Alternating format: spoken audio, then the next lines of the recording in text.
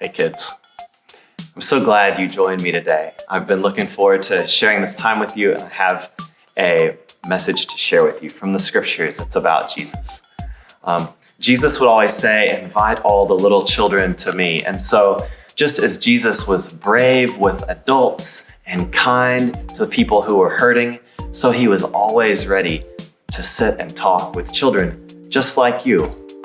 And I'm a Christian. I'm Pastor Clifton at First Methodist Church in Lockhart. And I believe that Jesus, just like he sat with those kids so long ago, he desires to have a personal relationship with you so that you can walk with him and get to know him throughout your life. And Jesus teaches us so many things. One of the most amazing things he teaches us is how to pray, how to, in and through him, have a relationship with his Father in heaven. So one time, Jesus is teaching his disciples how to pray. And here's how he starts that prayer. He says to his disciples, pray in this way. And then he says, Our Father, who art in heaven, hallowed be thy name. And maybe you've heard this prayer. We call it the Lord's Prayer. It goes on from there. And every week when we gather and worship here at First Methodist Lockhart, we say it together.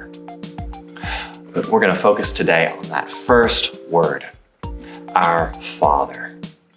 Jesus tells us to address God as our Heavenly Father.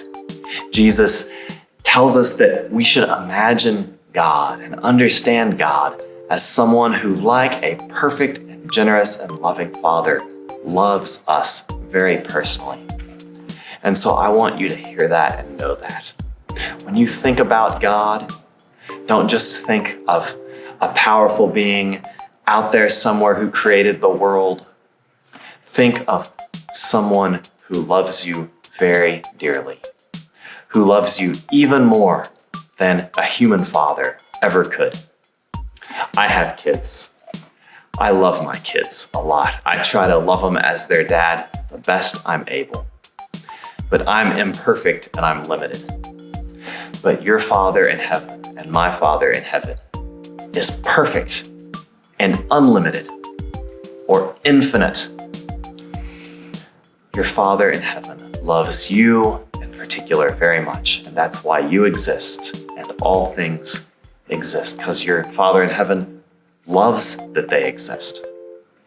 So Jesus teaches you when you pray this prayer, when you say, Father, our Father, you can trust that your Father in heaven loves you and attends very personally to whatever's going on in your heart, whether it's happy or sad, or somewhere in between, or something else entirely.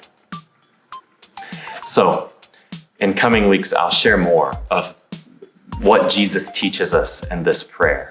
But that's the beginning of it, and you can always come back to that and pray to your Father. Blessings, kids. Talk to you soon.